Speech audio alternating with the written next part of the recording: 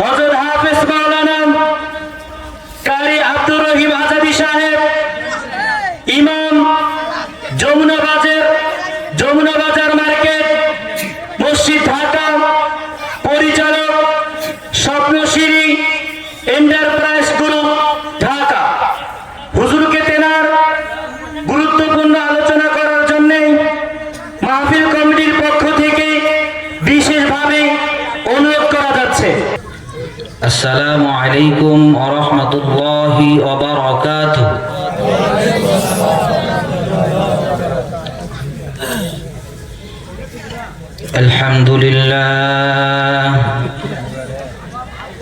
আলহামদুলিল্লাহ নাহমাদুহু ওয়া নাস্তাঈনুহু ওয়া নাস্তাগফিরুহু ওয়া নু'মিনু বিহি ওয়া নাতাওয়াক্কালু আলাইহি ওয়া নাউযু বিল্লাহি মিন শুরুরি আনফুসিনা ومن سيئات أعمالنا من يهده الله فلا مضل له ومن يضلله فلا هادي له ونشهد أن لا إله إلا الله وحده لا شريك له ونشهد أن سيدنا وسندنا وحبيبنا ومولانا محمدا عبده ورسوله صلى الله تعالى عليه وعلى آله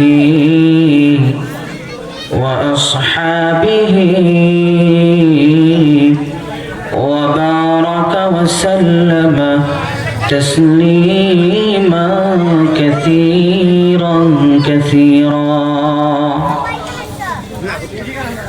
أما بعد فأعوذ بالله من الشيطان الرجيم.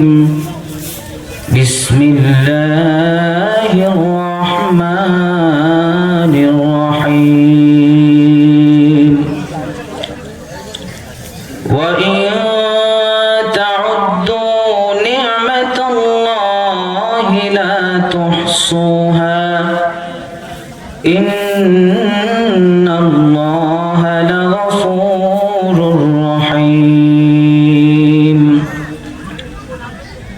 وقال رسول الله صلى الله عليه وسلم تركت فيكم أمرين لن تضلوا ما تمسكتم كتاب الله وسنة رسوله أو كما قال النبي عليه الصلاة والسلام. وقال تعالى في شان حبيبه ومحبوبه ومعشوقه مخبرا وأميرا إن الله وملائكته يصلون على النبي يا أيها الذين آمنوا صلوا عليه وسلموا تسليما. درود إبراهيم پوری. اللهم صل على محمد وعلى آل محمد كما صليت على إبراهيم إبراهيم وعلى آل إبراهيم إنك حميد مجيد اللهم بارك على محمد وعلى آل محمد كما باركت على إبراهيم وعلى آل إبراهيم إنك حميد مجيد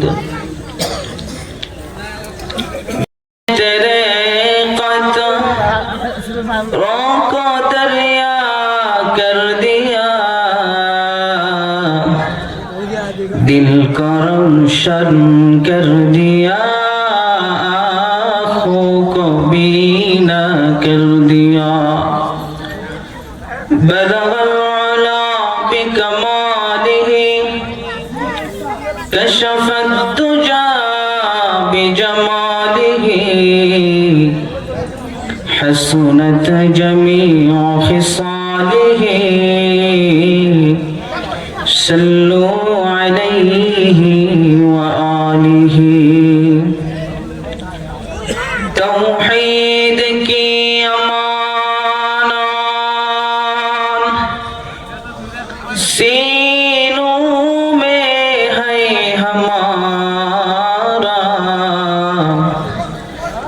आसान ही मिटाना नाम निशान हमारा बलगल उला बिकमालिही कशफत तुजा बिजमालिही हसनत जमीउ खिसालिही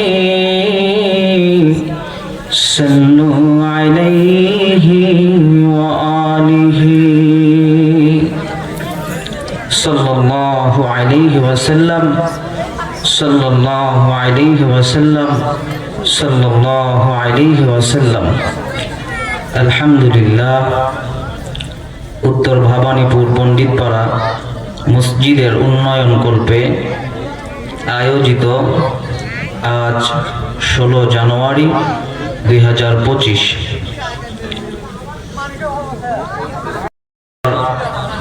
সম্মানিত সভাপতি সাহেব আলহাজ শাহ মোহাম্মদ ইশফাকুর রহমান, বিশিষ্ট ব্যবসায়ী সহ সভাপতি জনাব মোহাম্মদ আবেদ আলী সমাজসেবক এবং বিশেষ অতিথিবৃন্দ হযরত উলামা একরামগণ,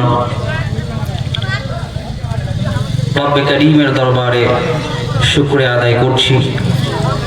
এমন একজন মানুষকে আমরা পেয়েছি আজকে, দীর্ঘ সময় অপেক্ষার পরেও এমন মানুষকে এরকম আয়োজনে পাওয়াটা অনেক কঠিন বিষয়। আমার প্রাণপ্রিয় বড় ভাই, আমার দীর্ঘদিনের তারাবির সাথী, মোহাম্মদপুর বসিলা কেন্দ্রীয় জামে মসজিদে দীর্ঘ 4 বছর একসাথে খাতমে তারাবি পড়িয়েছিলাম। এখন 201 গম্বুজ মসজিদে দায়িত্বরত হযরত হাফেজ মাওলানা মুফতি আব্দুল্লাহ মামুন নাটোরি সাহেব হুজুর দীর্ঘ সময় সফর করে আমাদের এখানে এসেছেন, আলহামদুলিল্লাহ। তবে দাওয়াতি মেহমানরা তো দীর্ঘ সময় সফর করে এখানে আসলেন, কিন্তু আমরা পাশের ঘর থেকে, পাশের বাড়ি থেকে, পাশের রাস্তা থেকে এখনো পর্যন্ত প্যান্ডেলে এসে বসতে ওই তৌফিকটুকু আমাদের হলো না এখনো। একটু বাড়াই দেন ভাই, আওয়াজ টানতেছে শুধু। যাই হোক, আমার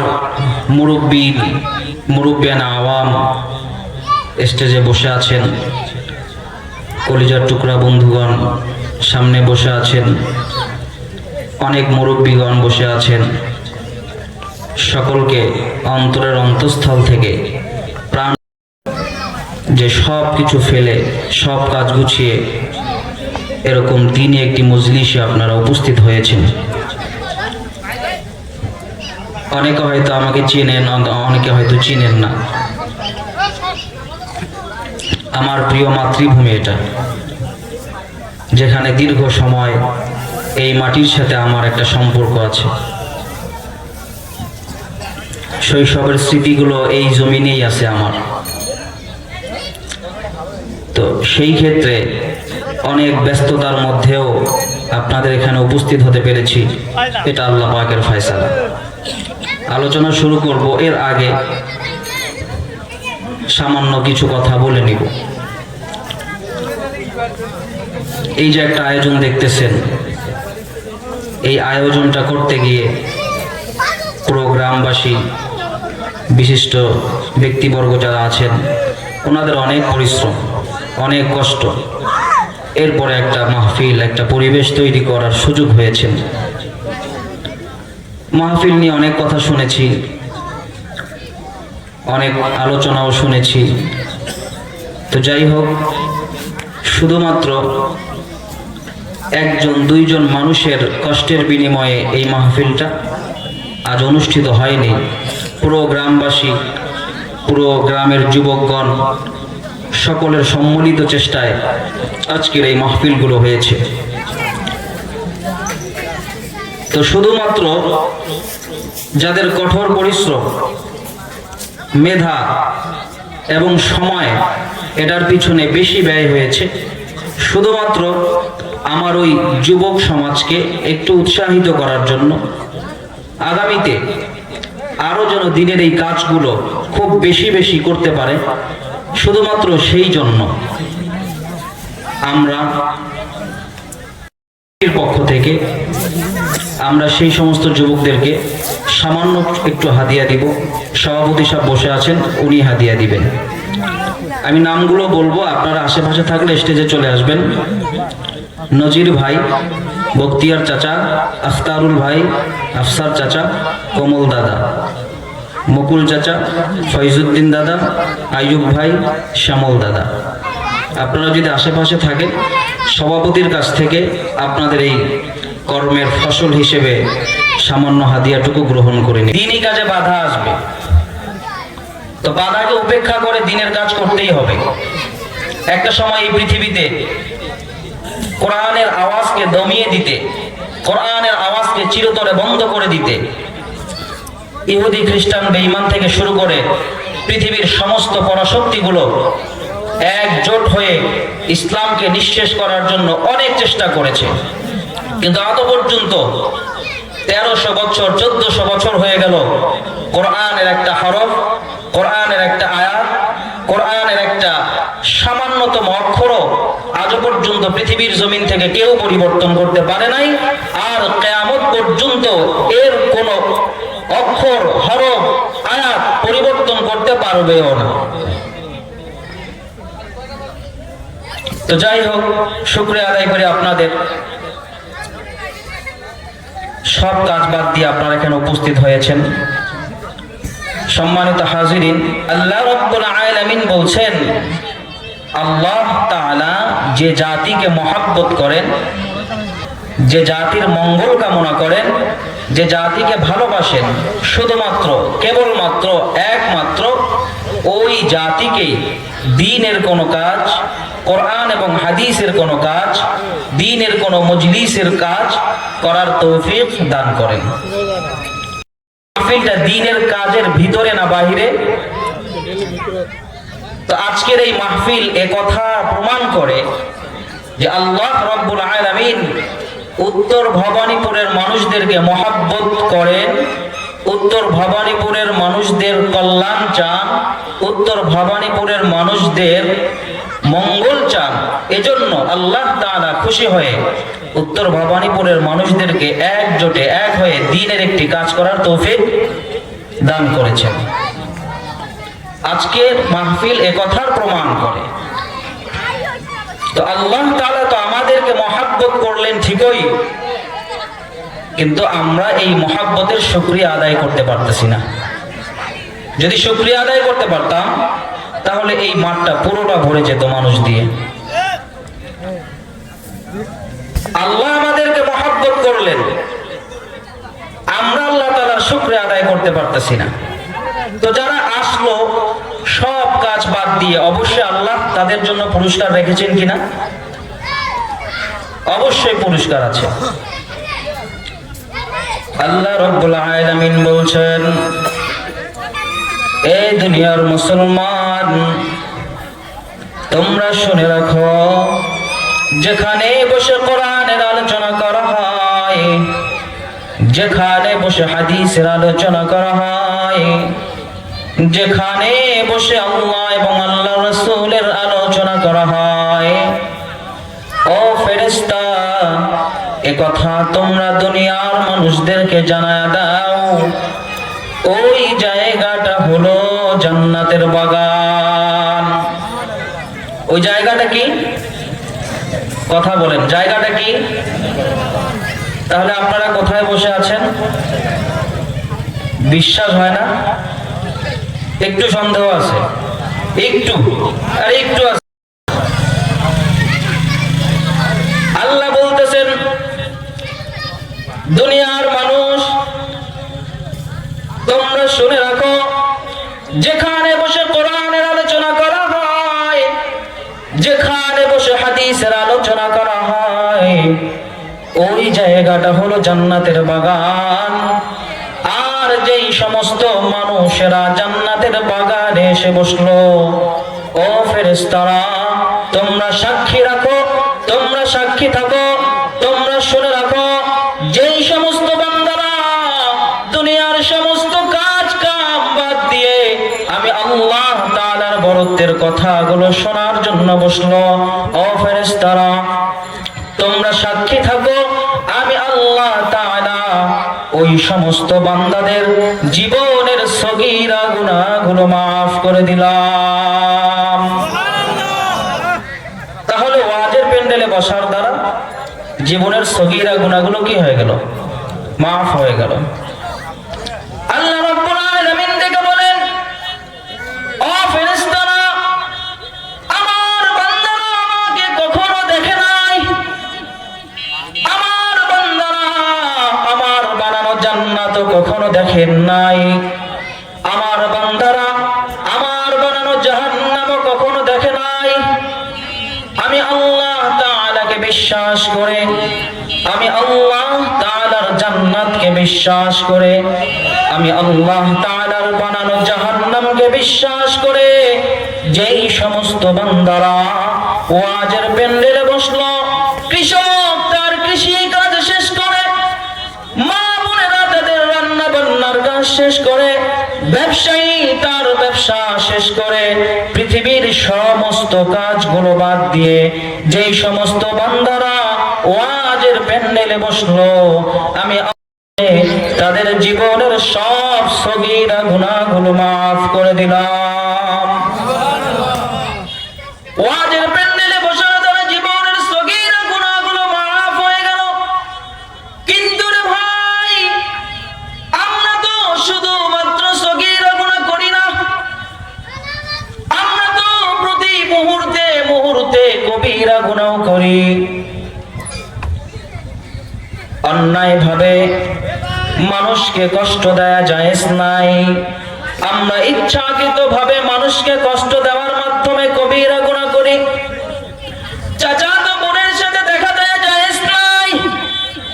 আমরা ইচ্ছাকৃত ভাবে দেখা দেওয়ার মাধ্যমে বড় গুনাহ করে ফেলি। মামাতো বোনের সাথে দেখা দেয়া জায়েজ নাই। আমরা ইচ্ছাকৃত ভাবে দেখা দেওয়ার মাধ্যমে গুনাহ করে ফেলি। পাড়াতো বোনের সাথে দেখা দেয়া জায়েজ নাই।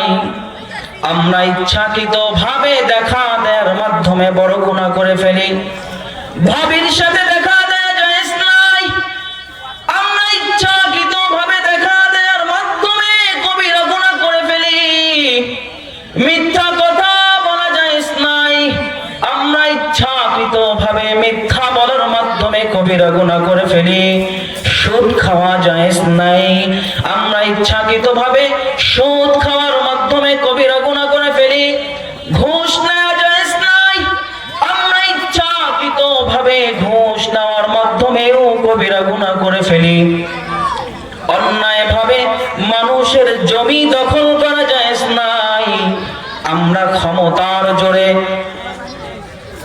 অন্যায়ভাবে মানুষের জমি দখল করার মাধ্যমেও কবিরা গুনাহ করে ফেলি।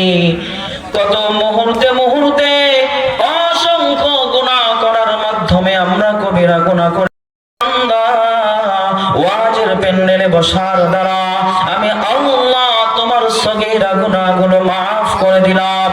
কিন্তু আল্লামা ইমাম কুরতুবী রাহমাতুল্লাহি আলাইহি বলছেন, যে বান্দারা ওয়াজের প্যান্ডেলে বসার পর আখেরি মুনাজাত পর্যন্ত বসে থাকবে, আখেরি মুনাজাতে অসংখ্য মানুষকে সাথে নিয়ে জীবনের সব গুনাহগুলোর কথা চিন্তা করে, জীবনের সব অন্যায়গুলোর জন্য পরিতপ্ত হয়ে, জীবনের সব ভুলগুলোর জন্য অনুতপ্ত হয়ে আমি আল্লাহ তাআলাকে যদি আল্লাহ বলে ডাক দেয়, আর যদি বলে আল্লাহ,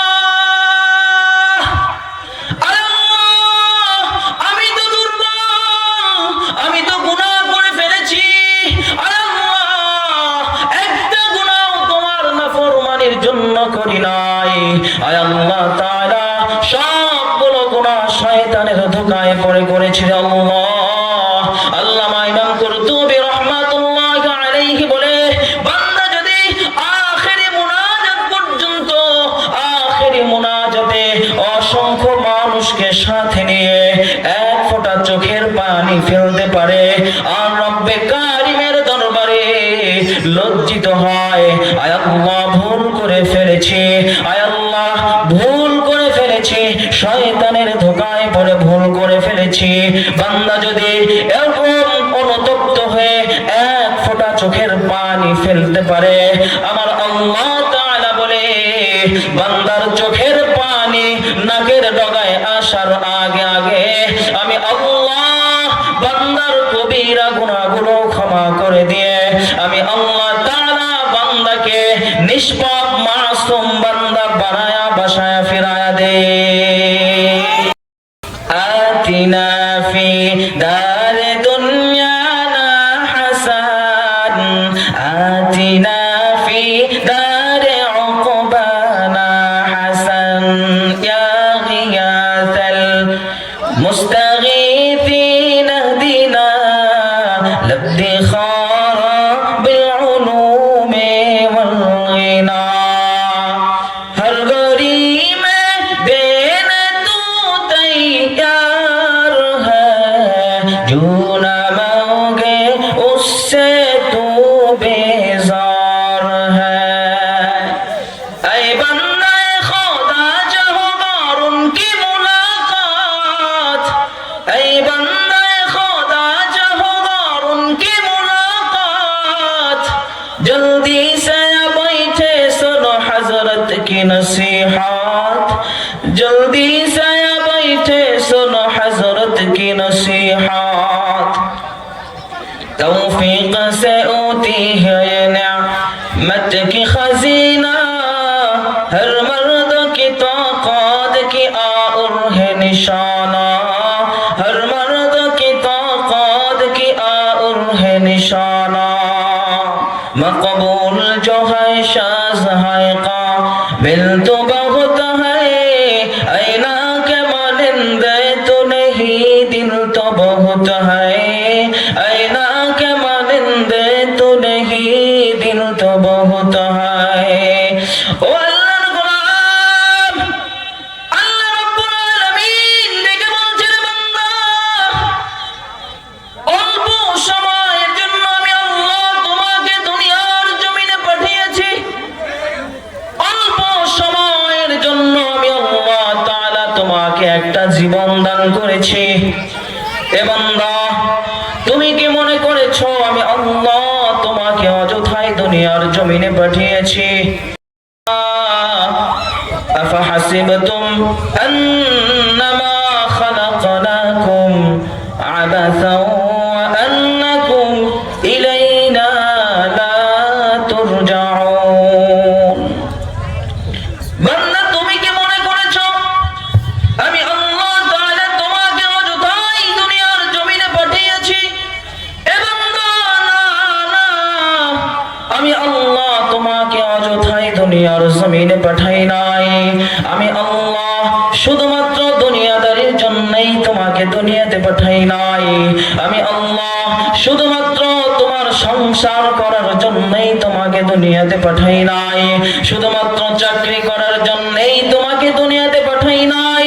শুধুমাত্র বড় ব্যবসায়ী হবে এজন্যই আমি আল্লাহ তোমাকে দুনিয়ার জমিনে পাঠাই নাই। বান্দা, তুমি দুনিয়ার জমিনে মেম্বারি করবে এজন্যই আমি তোমাকে দুনিয়াতে পাঠাই নাই। তুমি বড় চেয়ারম্যান হবে এজন্যই আমি তোমাকে দুনিয়াতে পাঠাই নাই। তুমি বড় মন্ত্রী হবে এজন্যই আমি আল্লাহ তোমাকে দুনিয়ার জমিনে পাঠাই নাই। তুমি দুনিয়ার বড় নেতা হবে এজন্যই আমি আল্লাহ তোমাকে দুনিয়ার জমিনে পাঠাই নাই। তুমি প্রধানমন্ত্রী হবে এজন্যই তোমাকে দুনিয়ার জমিনে পাঠাই নাই। বান্দা, আমি আল্লাহ তোমাকে পাঠিয়েছি দুই কারণে। কয় কারণে? কয় কারণে পাঠাইছেন? আল্লাহ রাব্বুল আলামিন বলেন, আমি আল্লাহ তোমাকে দুনিয়ার জমিনে পাঠিয়েছি দুই কারণে। এক নাম্বার কারণ হলো মা খালাকাতুল জিন্না ওয়াল ইনসা ইল্লা লিয়াবুদুন। বান্দা, আমি আল্লাহ তোমাকে দুনিয়াতে পাঠাইলাম কিসের জন্য পাঠাইলে? ইবাদতের জন্য। আল্লাহ বলছেন, বান্দা, আমি আল্লাহ তোমাকে দুনিয়াতে পাঠাইলাম আমার ইবাদতের জন্য। বান্দা, তুমি বান্দা হয়ে মালিকের ইবাদত করবে। এ বান্দা, তুমি যদি আমার ইবাদত করতে পারো আসমানও তোমার গোলামি করবে। বান্দা, তুমি যদি আমার ইবাদত করো জমিনও তোমার গোলামি করবে। বান্দা, তুমি যদি আমার ইবাদত করতে পারো চন্দ্রও তোমার গোলামি করবে। এ বান্দা, তুমি যদি আমার ইবাদত করতে পারো সূর্যও তোমার গোলামি করবে। বান্দা, তুমি যদি আমার ইবাদত করতে পারো তাহলে সমস্ত মাখলুকাত তোমার গোলামি করবে। বান্দা, তুমি যদি পরিপূর্ণভাবে আমার কুদরতি কদমে মাথাটা লাগায়া দাও পৃথিবীর সমস্ত মাখলুকাত তোমার পায়ের নিচে চলে আসবে। এ বান্দা,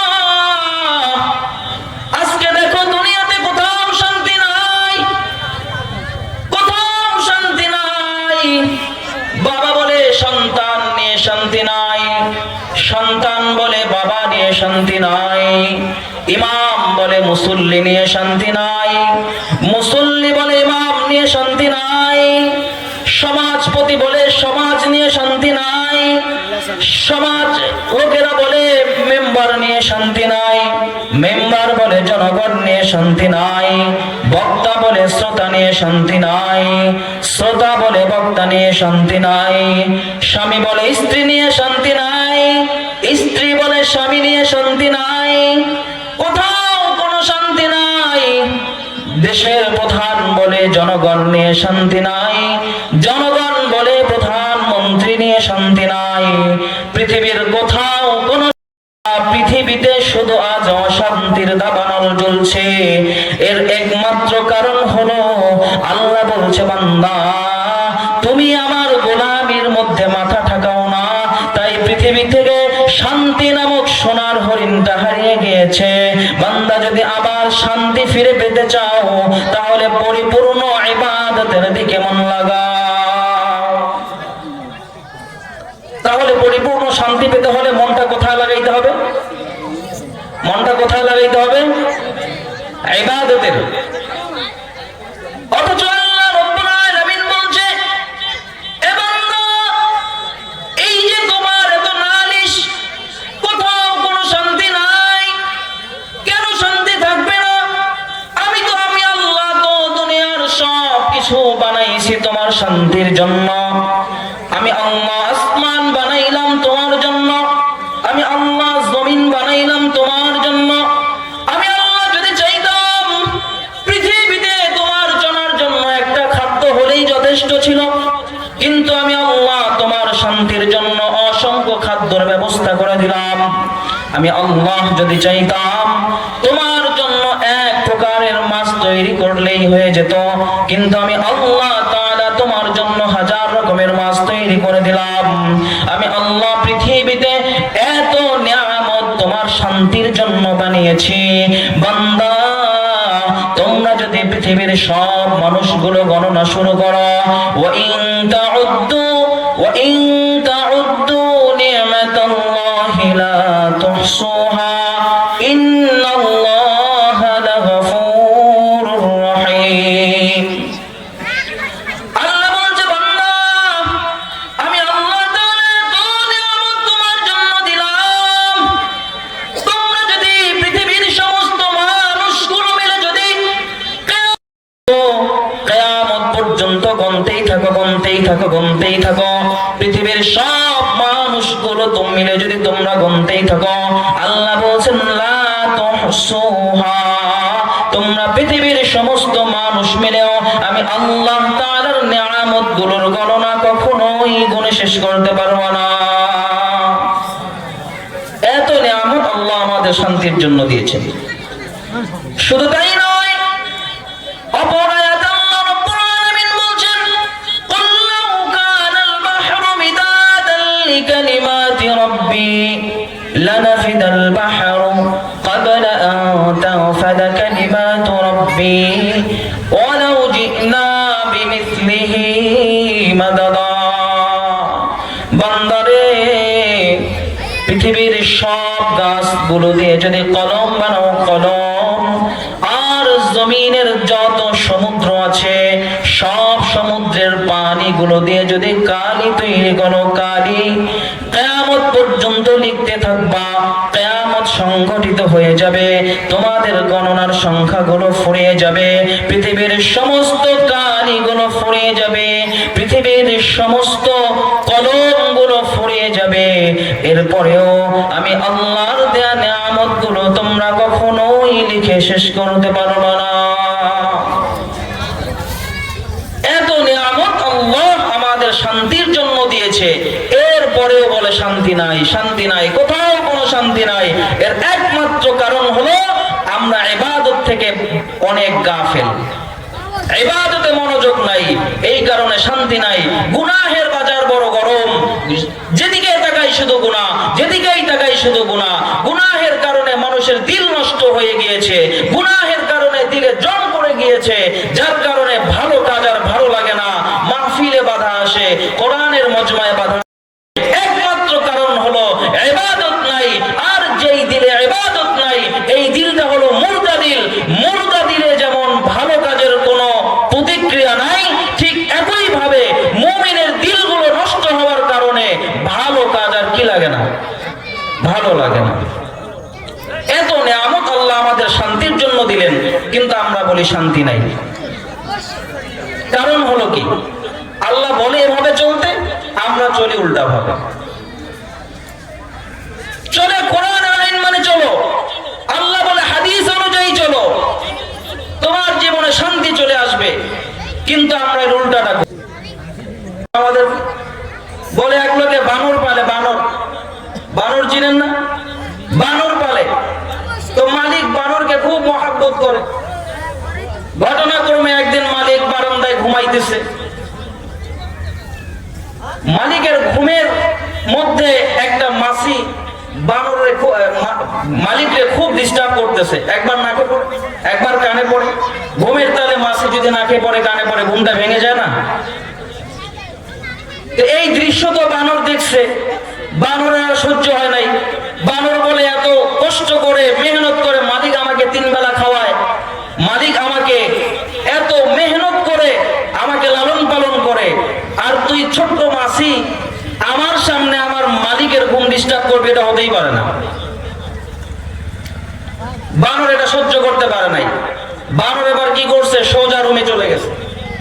রুমে গিয়ে বড় একটা রান্দা নিছে বা একটা কুড়াল নিছে। কুড়াল নিয়ে এবার মালিকের নাক বরাবর বসছে, আর মনে মনে বলতেছে, এবার বসে দেখ। যেই মাছি বসছে সেই দিছে এক কোপ। এবার আপনারা বুদ্ধিমান মানুষ, বলেন তো মাছি মরছে না মালিক মরছে? এই বানরের উদ্দেশ্য কি ছিল? বানরের উদ্দেশ্য ছিল মাছি মারা, কিন্তু বানরের পদ্ধতিটা ভুল। উদ্দেশ্য ভালো, পদ্ধতি বলেন, উদ্দেশ্য ভালো, পদ্ধতি উদ্দেশ্য ভালো, পদ্ধতি ভুল হওয়ার কারণে বিশাল এক দুর্ঘটনার শিকার হয়ে গেল, বিশাল এক দুর্ঘটনা ঘটে গেল।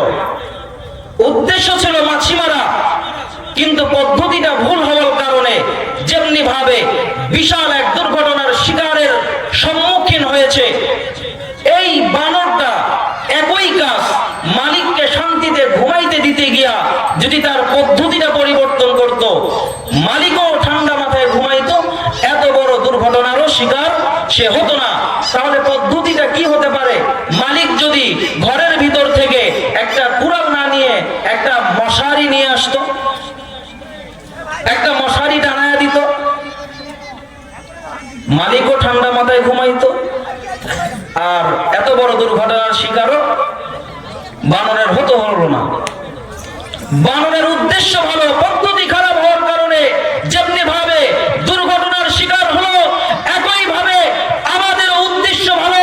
আমরা চাই শান্তিতে থাকি, আমরা চাই সমাজ শান্তিতে চলুক, আমরা চাই রাষ্ট্র শান্তিতে চলুক, আমরা চাই আমার পরিবার শান্তিতে চলুক, আমরা চাই আমার মেয়েটা ভালো হয়ে যাক, আমরা চাই আমার ছেলেটা ভালো হয়ে যাক, আমরা চাই যুব সমাজ ভালো হয়ে যাক। কিন্তু পদ্ধতি বড় খারাপ। যুব সমাজকে ভালো করতে গেলে গানের আয়োজন করতে হবে নাকি মাহফিল আয়োজন করতে হবে? মাহফিলে বাধা আসে কেন? উদ্দেশ্য ভালো, পদ্ধতি খারাপ। একই ভাবে আমাদের উদ্দেশ্য ভালো, আমরা সবাই চাই শান্তিতে থাকতে, আচ্ছা, কিন্তু আমাদের পদ্ধতি বড় খারাপ। আমার মেয়েটা কোথায় যাচ্ছে, আমার মেয়েটা কি করছে, আমার মেয়েটা কি করতেছে, আমাদের কোনো খবর নাই। যার কারণে সমাজের শান্তি আজকে কি হয়ে গেছে? বিনষ্ট হয়ে গেছে। উদ্দেশ্য ভালো, পদ্ধতি খারাপ। মেয়েটাকে যদি সময় মতো পর্দার কথা বলতো, মেয়েটাকে যদি সময় মতো হাদিসের কথা বলতো, এই মেয়েটা বেলাইনে চলে বাবা মার জন্য একটা বিপদ ডেকে নিয়ে আসতো না। আপনারা 2017 সালের ঘটনা শুনেছেন, ঐশী নামক একটা মেয়ের ঘটনা। 17 বছরের মেয়ে, তাকে নিয়ে এত লেখালেখি, তার আলোচনা বিভিন্ন জায়গায় হয়। তার কৃতিত্বটা কি? সে কি বড় বিজ্ঞানী হয়েছে নাকি সে কি বড় আবিষ্কারক হয়েছে? তার কৃতিত্ব হলো 17 বছরের এক যুবতী মেয়ে নিজ হাতে বটি দ্বারা তার মা এবং বাবাকে কি করেছে? জবাই করেছে, জবাই। এটাই হলো তার কৃতিত্ব। তাহলে এই 17 বছরের যুবতী মেয়েটার ভিতরে কি এমন শিক্ষা ছিল না যে শিক্ষার কারণে, যে শিক্ষা না থাকার কারণে নিজ হাতে নিজের বাবা মাকে জবাই করতে পারে? একটা 17 বছরের মেয়ে, তার হাতে লেটেস্ট মডেলের আইফোন, তার মাসিক খরচ 1 থেকে 1.5 লক্ষ টাকা। তার বন্ধুর অভাব ছিল না, তার বান্ধবীর অভাব ছিল না, তার আত্মীয় স্বজনের অভাব ছিল না, তার টাকার অভাব ছিল না, তার আরামের অভাব ছিল না, তার আয়েশের অভাব ছিল না। কিন্তু ঐশীর জীবনে একটা জিনিসের অভাব ছিল, সেটা হলো তার ভিতরে কোরআন এবং হাদিসের শিক্ষা ছিল না। কোরআন এবং হাদিসের শিক্ষা না থাকার কারণে আজকে সারা পৃথিবীতে একটা জঘন্য কলঙ্কের নাম হলো ঐশী।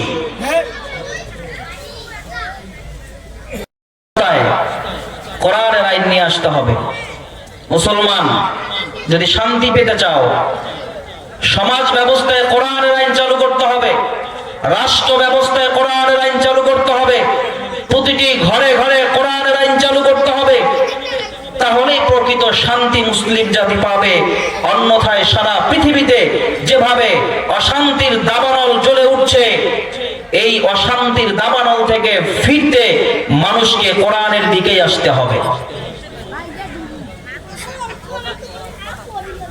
কত অশান্তির মধ্যে আমরা আছি।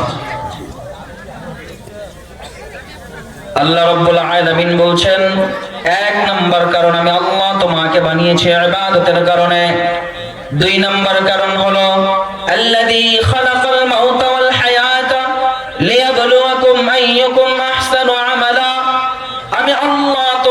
বানিয়েছি ভালো ইবাদতের জন্য। এই ভালো করে বুঝেন, আরবি ব্যাকরণ যারা বুঝেন ভালো করে বুঝেন। আল্লাযী খালাকাল মাউতা ওয়াল হায়াতা লিয়াবলুয়াকুম আইয়ুকুম আহসানু আমালা। শব্দটা কি বলছে? আহসানু আমালা, ভালো আমলের জন্য। ভালো, আল্লাহ বলেন নাই আকসারু আমালা, বেশি ইবাদতের কি নাই, বেশি ইবাদতের কথা বলেন নাই। সুদ ছাড়া 2 রাকাত নামাজ, ঘুষ ছাড়া 2 রাকাত নামাজ, মিথ্যা ছাড়া 2 রাকাত নামাজ, মানুষকে কষ্ট দেয়া ছাড়া 2 রাকাত নামাজ, মানুষের হক অন্যায়ভাবে নষ্ট করা ছাড়া 2 রাকাত নামাজের যে পরিমাণ দাম আছে, অন্যায়ভাবে মানুষকে কষ্ট দিয়ে 120 বার হজ করারও সেই পরিমাণ দাম রব্বুল আলামিনের কাছে নাই। মানুষের কাছে হতে পারে, রব্বুল আলামিনের কাছে এর কোনো দাম নাই। সুদ ছাড়বেন তো? ঘুষ ছাড়বেন তো? ঘুষ ছাড়া 2 রাকাত নামাজ পড়বেন, বেপরদা ছাড়া 2 রাকাত নামাজ পড়বেন। এজন্য আল্লাহ বলছেন আহসানু আমালা, আমি 2 নাম্বার কারণ মানুষকে বানিয়েছি ভালো ইবাদতের জন্য। আমি দেখব কারা ভালো আমল করে। এই ভালো ইবাদতের করতে গিয়ে আল্লাহ আমাদেরকে বিভিন্ন পরীক্ষার মধ্যে ফেলবেন। ভালো পথে চলতে গেলে আল্লাহ রাব্বুল আলামিন বিভিন্ন ভাবে আমাদেরকে পরীক্ষা করবেন। ভালোভাবে চলতে গেলে আল্লাহ রাব্বুল আলামিন আমাদেরকে দুর্ভিক্ষ দ্বারা পরীক্ষা করবেন। ভালো ভাবে চলতে গেলে আল্লাহ রাব্বুল আলামিন মানুষের দ্বারা আমাদেরকে টুপিওয়ালার শব্দ শোনাবেন, আমাদেরকে জঙ্গি শব্দ শোনাবেন। তারপরও ভালো পথে থাকতে হবে, আমাদেরকে খোদা দ্বারা পরীক্ষা করাবেন, এরপরেও ভালো পথে থাকতে হবে। কিন্তু আমরা যদি একটু কষ্টের মধ্যে পড়ে যাই, আমরা যদি সামান্যতম খোদার মধ্যে পড়ে যাই, আমরা যদি অল্প একটু সমস্যার মধ্যে পড়ে যাই, আমরা কিন্তু সরাসরি রব্বুল আলামিনকে দোষারোপ করতেও দ্বিধাবোধ করি না। একটু খারাপ অবস্থায় পড়ে গেছি, বলে ফেলে আল্লাহ আমাকেই দেখলো, আর মানুষ পাইল না।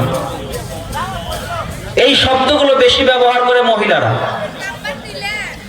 শব্দগুলো বেশি ব্যবহার করে কি মহিলারা। একটু ক্ষুধার মধ্যে পড়ে গেছে বা চাওয়ার থেকে একটু পাওয়াটা কম হয়ে গিয়েছে, সরাসরি দোষারোপ করে ফেলে। যার কারণে আজকে সমাজ ব্যবস্থায়, পরিবার ব্যবস্থায় অশান্তি আর অশান্তি। আরে আজ থেকে কিছুদিন আগের মহিলাদেরও তো ইলমি জ্ঞান ছিল, কোরআন হাদিসের জ্ঞান ছিল। আজ থেকে কিছুদিন আগের মহিলাদেরকেও কোরআন এবং হাদিসের যথেষ্ট জ্ঞান ছিল। কোরআন বুঝতো, কোরআন পড়তো। অসুবিধার মধ্যে পড়ে গেলে নামাজের মুসল্লায় দাঁড়িয়ে রব্বে কারীমের দিকে হাত তুলে দিত। জীবনের সব ব্যথা দুঃখ রব্বে কারীমের নিকট বলে দিত, আর গুনগুনায়া চোখের পানি ছাড়তো। আল্লাহ রাব্বুল আলামিন দিলের মধ্যে এমন প্রশান্তি ঢেলে দিত, যে প্রশান্তি অনেক পাওয়ার মধ্যেও আর পাওয়া যেত না। কিছুদিন আগের মহিলারাও এগুলো বুঝতো। ওই সাহাবীর ঘটনা, এক সাহাবী খুব ভালো, বিবিকে খুবই মহব্বত করেন, বিবির খুব যত্ন নেন, সব সময় বিবির খেয়াল রাখেন। একদিন ঘটনাক্রমে রাত্রিবেলা বিবি স্বামীর কাছে আবদার করছে, বলে স্বামী আপনার সংসার আমি 3 বছর ধরে করি, 3 বছরে আপনার কাছে আমি তেমন কোনো কিছুই চাইনি, আজকে আমি আপনার কাছে একটা জিনিস চাইবো, আপনি দিবেন কিনা বলেন।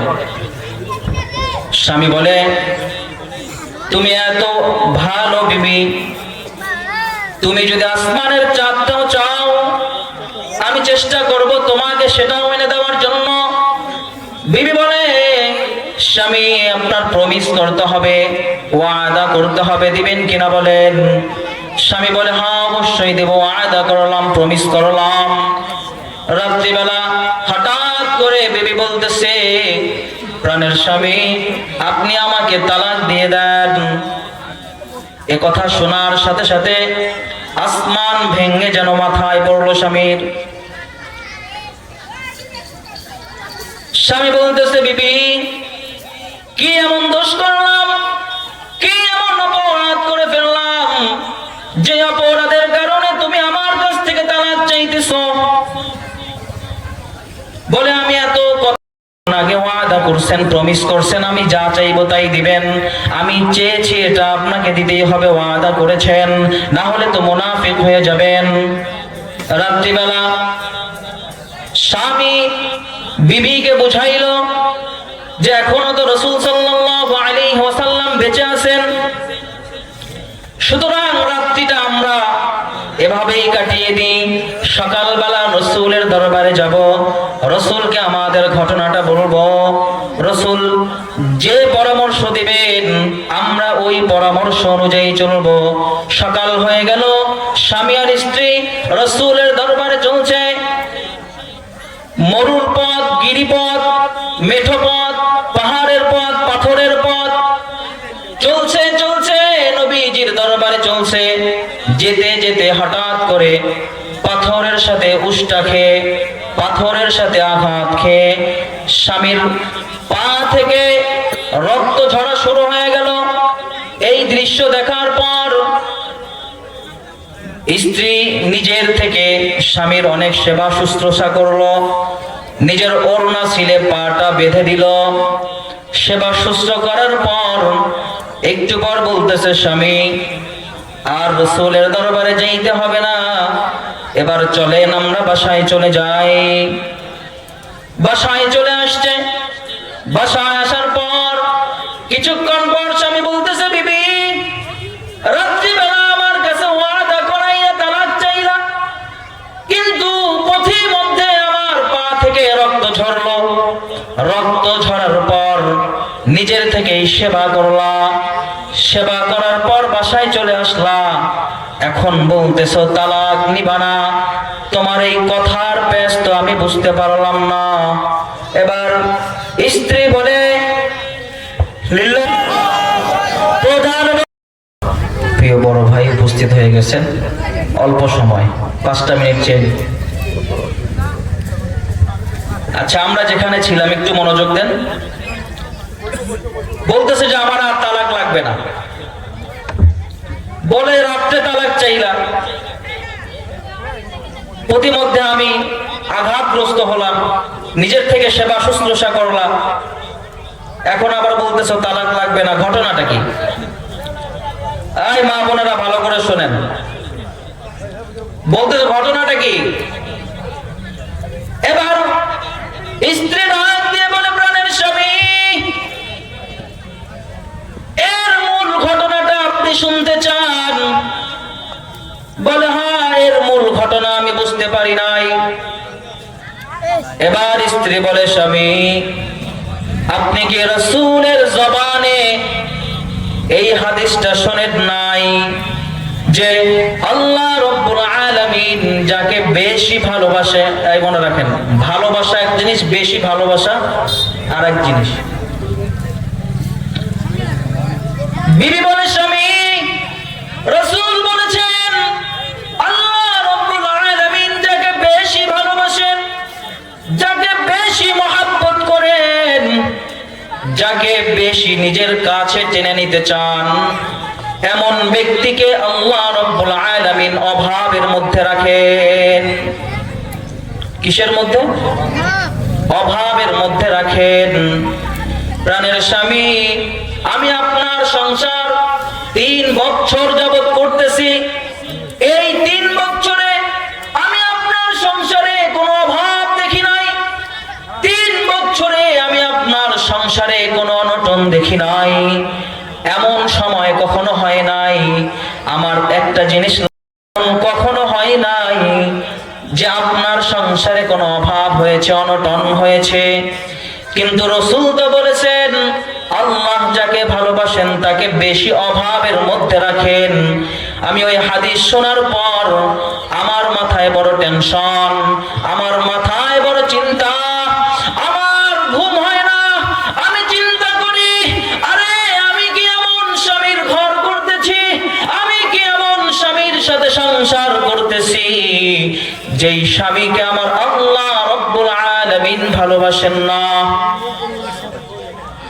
এ প্রশ্ন নিজে নিজে করার পর আমি নিজের থেকে নিজেকে উত্তর দিয়েছি, যদি আমার স্বামীকে আল্লাহ ভালোবাসতেন তাহলে তো স্বামীকে অভাবের মধ্যে রাখতেন। তাহলে কি আমার আল্লাহ আপনাকে ভালোবাসেন না? এই চিন্তায় চিন্তায় আমি সিদ্ধান্ত নিয়েছি, যাকে আল্লাহ ভালোবাসেন না এমন স্বামীর সাথে আমিও সংসার করতে চাই না। এই চিন্তা করে আমি বলেছি যে আপনি আমাকে তালাক দিয়ে দেন। কিন্তু প্রাণের স্বামী পথের মধ্যে যাওয়ার পথে আল্লাহ রাব্বুল আলামিন পাথরের সাথে আঘাত লাগায়া আপনার পা থেকে রক্ত ঝরায়া সামান্যতম বিপদ আপনাকে দিয়ে আমাকে বুঝিয়ে দিলেন, এই বান্দি, এই আমার বান্দি, আমি আমার বান্দাকে ভালোবাসি, আমার বান্দাকে বড় ভালোবাসি। ভালোবাসি বিধায় এই যে পায়ের মধ্যে আঘাত দিয়ে পা থেকে রক্ত ঝরাইলাম, তখন আমি বুঝে গেলাম সামান্য কষ্ট আপনাকে দিয়ে আল্লাহ আমাকে বুঝাইলো আমার বান্দাকে আমি ভালোবাসি। তাই আমি বাসায় আসার পর বললাম আমার আর তালাক লাগবে না, কারণ আমার আল্লাহ যেহেতু আপনাকে ভালোবাসে তাই আমিও আপনাকে ভালোবাসি। নবীজির হাদিস এবং কোরআন তো মহিলাও বুঝতো, কিন্তু এখনকার জামানার মহিলারা তো এটা বুঝতে চায় না। সারা জীবন দিছেন, সারা জীবন দিবেন, একদিন কোন একটা জিনিস যদি একটু কমতি পড়ে শুরু হয়ে গেছে তোর সংসার করে আমার জীবন শেষ। আরে ঠিকটা জোরেই কর না।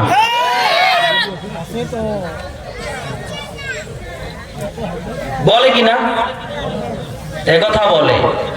কিছুদিন আগেও তো কোরআনের এই বাণীগুলো মহিলারা পর্যন্ত বুঝতো, কিন্তু আজকের মহিলারা কেন বুঝতেছে না? কোরআনের চর্চা নাই। কোরআনের চর্চা না থাকার কারণে পরিবারে শান্তিও নাই। তো সুতরাং ভবানীপুর আমার প্রিয় মাতৃভূমির এই যুব সমাজ শুনে রাখো, যদি পরিপূর্ণ শান্তি পেতে চাও, যদি সমাজে শান্তি পেতে চাও, যদি রাষ্ট্রে শান্তি পেতে চাও, যদি পরিবারে শান্তি পেতে চাও, তাহলে কোন তন্ত্র আর কোন গণতন্ত্রের মাধ্যমে হবে না।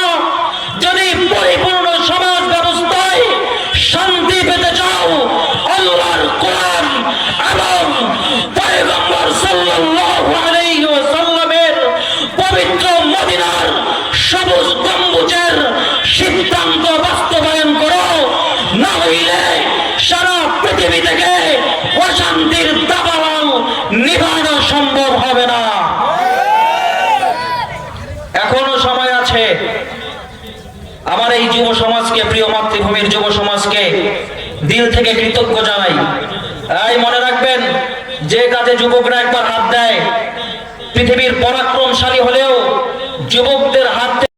সুতরাং আমার এই যুবক ভাইদেরকে উৎসাহিত করবেন, সব সময় দ্বীনি কাজে উৎসাহিত করবেন। আমার এই যুবক ভাইদেরকে নিয়ে কোরআনের সমাজ ব্যবস্থা বাস্তবায়ন করার চেষ্টা করবেন। মুরব্বী যারা আছেন, উদারত আহ্বান, মহব্বতের সাথে আপনাদের পায়ে ধরে বলি, এই যুব সমাজকে দ্বারা, যুব সমাজকে নিয়ে সমাজে, রাষ্ট্রে, পরিবারে, প্রতি ঘরে ঘরে কোরআনের আইন বাস্তবায়ন করার চেষ্টা করবেন। ইনশাআল্লাহ আল্লাহ চাহেন তো এই যুবকদের দ্বারা এই সমাজ কোরআনের সমাজ ব্যবস্থা হয়ে যাবে ইনশাআল্লাহ। আপনাদের সহযোগিতা দরকার। আজকের এই সুন্দর মজমায় যারা উপস্থিত হয়েছেন তাদেরকে দিল থেকে শুকরিয়া জানাই। বিশেষ করে আজকের সভাপতি সাহেব, ছোটবেলা থেকেই দেখে আসতেছি যাকে, অনেক ব্যস্ততার মধ্যে উপস্থিত হয়েছেন, তাকেও শুকরিয়া জানাই। মুরব্বী যারা আছেন তাদেরকেও শুকরিয়া জানাই। পাশাপাশি আজকের এই দিনটা আমার জন্য খুব বেদনাদায়ক। এই জন্য আজকে ভবানীপুরে এত বড় সুন্দর আয়োজন আলোচনা করলাম, কিন্তু আমার সবচেয়ে প্রিয় একজন মানুষ আজকে এই ভবানীপুরের জমিনে নাই। কিছুদিন পরে 1 বছর পূর্ণ হবে, আমার দাদি চলে গেছেন। সবচেয়ে বেশি খুশি হতেন আজকে, সব থেকে বেশি। পৃথিবীর এত খুশি মনে হয় যে আর কেউ হতো না। যাই হোক, আমার দাদির জন্য সবাই দোয়া করবেন। আপনাদের সমাজে দীর্ঘ সময় ছিল, আমি 2 হাত তুলে আপনাদের কাছে ক্ষমা চাই যদি আমার দাদির আচরণে যদি কেউ ব্যথা পেয়ে থাকেন, কষ্ট পেয়ে থাকেন, মেহেরবানি করে মাফ করে দিবেন। আর দোয়া করবেন আল্লাহ যেন আমার দাদিকে জান্নাতুল ফেরদৌসের উঁচু মাকাম দান করেন। পাশাপাশি অত্র অঞ্চলের অনেক মুরব্বী ছিল, ছোটবেলায় দেখেছি যারা ইন্তেকাল হয়ে, সকলের কবরকে আল্লাহ তাআলা জান্নাতুল ফেরদৌসের টুকরায় পরিণত করে দিন, আমিন। সকলকে আবারও কোরআনের সমাজ প্রতিষ্ঠা করার উদারত আহ্বান জানিয়ে আমার আজকের এই সংক্ষিপ্ত আলোচনা এখানেই শেষ করছি। ওমা তৌফিকি ইল্লা বিল্লাহ। আসসালামু আলাইকুম ওয়া রাহমাতুল্লাহি ওয়া বারাকাতুহু। মাশাআল্লাহ, হুজুরকে অসংখ্য ধন্যবাদ। তিনি